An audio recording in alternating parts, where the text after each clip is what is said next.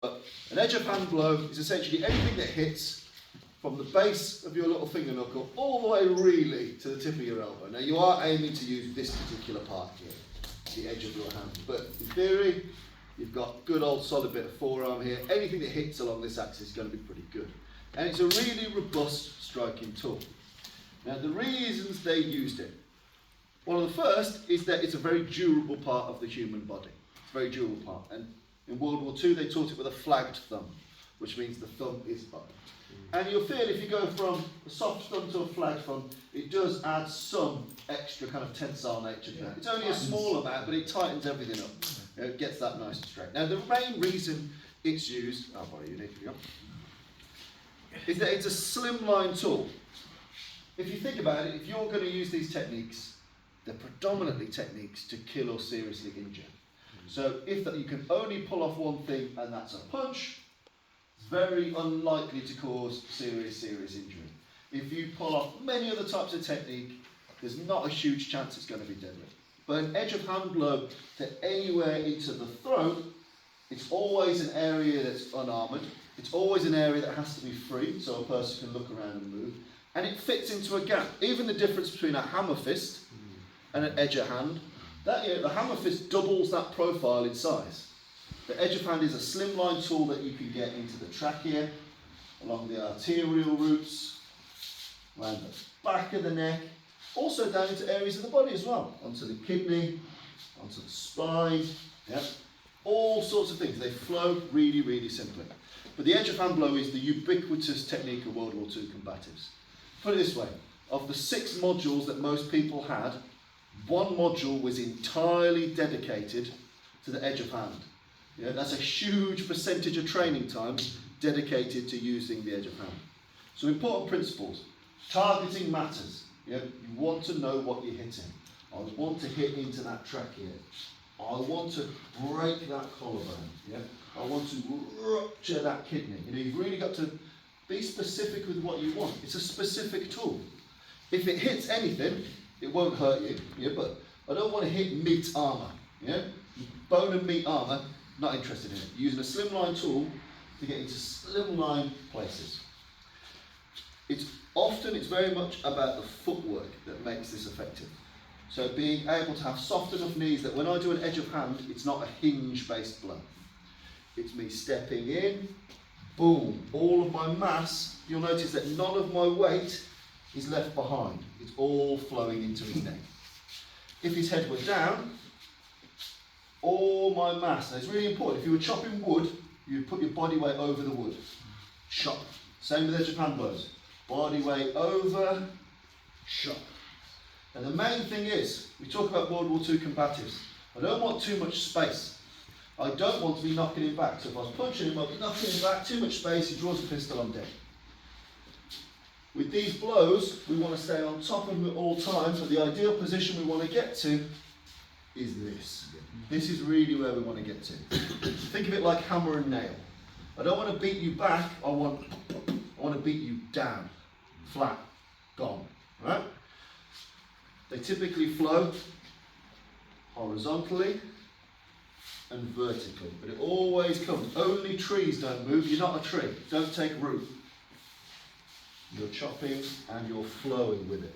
It's really important. And whatever it hits allows you to carry on. Some of the great features about a edge of hand blow. A bit like the chin jab, you can just decide to do it irregardless of what they're thinking of doing. So if he's punching in, bang, bang, I can move through. I can chop through it. Those chops are coming in, chop, chop, chop, chop, chop. You don't care. If the grab comes in, chop, chop, chop, chop. You don't care. If the grab's about to come in, if the grab's already on, if the punch is coming in, all of these things, it doesn't really matter. And if he does nothing, he still eats a chop. You are just moving through it. The best way to think of it is both of your hands are chainsaws. As soon as the conflict's on, it's like whatever comes through between me and him, I don't want to think of nothing but chopping and hacking and chopping until that man is done. But it's very much a hammer-nail principle. Soon as I can get to a position like here, it's that hammer down. Because if I allow you to go backwards, that allows you to draw. Soon as I can get to any position, bang, shot, when I could put the hammer down. You'll also notice, now why might this be happening? Drop step. Yeah, exactly. It's mass up, mass down, mass up, mass down, mass in, mass out. And it's really simple things. If I step and hit at the same time, there's more of my weight going into those shots. Nice and simple. Is it more common to have same side hand, same side foot? Doesn't really matter because it will move around. And another great thing, when you're striking in a linear fashion, pat, pat, pat, pat, pat, you're always in a danger box. When you're using edge of hand blows, you almost move like you're skiing. Boom, boom, boom. Because the strikes are circular, your footwork ends up being circular. Why might you want to be moving in a circular fashion? Get behind him. Get behind him. Yeah. So there's no point in me trying to fight for this here. If I can use a big old edge of hand blow, and a big old edge of hand blow here, I can work the way around the man. This is the ideal. This is the golden opportunity for you to do your work. But you can't get that unless you earn it. And that's where these big, solid chops come in. Also, if you imagine, here's a door. There's a madman here and I wanted that door closed. I'd hold the door like this, wouldn't I? And brace against the door. It's a strong, robust shape. So even if I miss the throat, I end up chopping them out, I've got enough space here to be like, right, chin jab, bang.